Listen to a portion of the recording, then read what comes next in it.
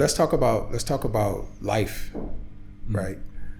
In your experience, because I know you've been around, you know, different areas. So what would you say about crime in Cairo or crime in certain areas compared? Crime's gone up a bit, I would say, but it's not like UK or the US. It's not knife crime, gun crime every single day of the week. Like, right. You know, like in the UK when I was on the train going home or something, I would always be worried.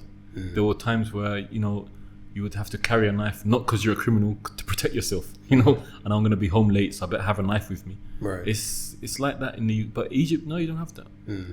It's quite a safe country still. I mean, I think I've heard drugs become a problem in the country now, so people are starting to do things because of drugs. Like to get the money for drugs. I don't know how to, you know, they from thieving, and you know, they're getting the money for it, and they're doing a lot of crime because they're not in their correct state of mind. Okay, right. So so when we talk about crime, what type of crime? Are we talking about violent crime? Are we talking about like petty theft, or what crime are we talking about? Maybe theft is I mean, most.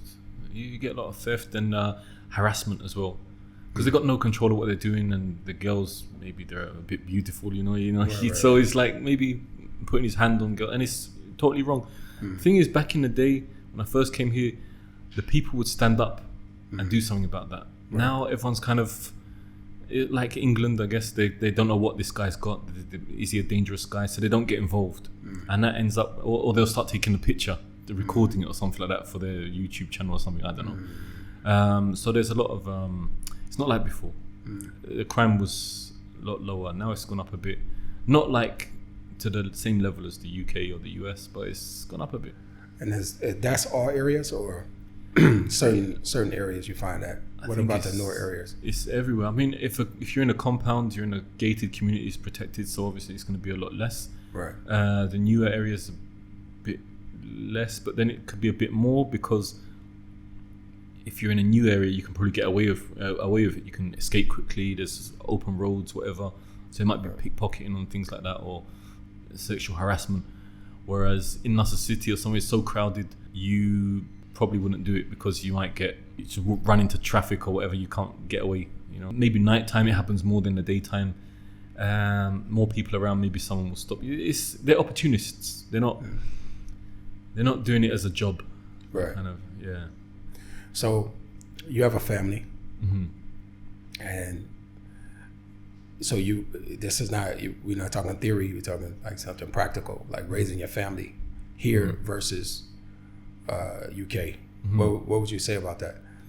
Like, is it in terms of education, in terms of safety, in terms of if you have, you know, young boys and young girls, what's going on with the youth?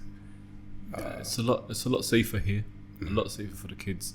I remember when I was back in school, there was lots of violence in the schools, and even outside the schools, there were so many paedophiles in the UK at that time. It was like they used to tell us the number plate of the car. Watch out for this number plate. He's a sex offender. He's gonna. And guys who were next to me, sitting on the desk next to me at school, young guy. Next thing, he's not there. He's been raped and decapitated. And they take his organs out and sell it on black market. The UK is horrible. The way they're here in Egypt, we're blessed. Kids can go to school, or the only thing you might be worried about is maybe, I don't know, your kid gets hit by a car, because the driving here is a bit weird. But you know, you're not in that kind of situation where you're that worried. Like in England, you're worried all the time, and even stuff they're teaching them in the schools these days, you know, you don't. They've gone into I don't know what they're doing. They're gone backwards. Whereas Egypt, it's forward thinking. Things are moving forward all the time. Education is probably the best thing about the country. Right. I mean, the kids, they go to school, they'll get a good qualification, and the thing is, the children around them. This is what's the difference between studying in Egypt and studying in the Gulf.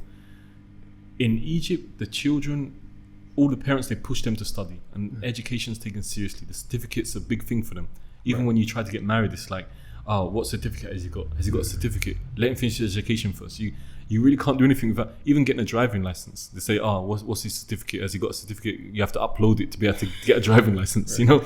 So it's their life. So you're around people that are studying, not around people that are just, oh, my dad will pay for it. I don't really, you know. Egypt education's serious, and they're good at it. If when you go around the world, where do you see Egyptians? Doctors, engineers, you know, they're educated people. Right. So you have to, hands down, Egypt's a very good place to educate your children. At MakeHijrah.com, we're dedicated to helping Muslims like you make the move to the Muslim world with ease. Our latest project is the Hijrah Readiness Assessment Test, a short, insightful survey designed to help you identify your strengths and areas for improvement on your Hijrah journey. Visit HijrahTest.com now and start your journey towards a successful Hijrah, inshallah.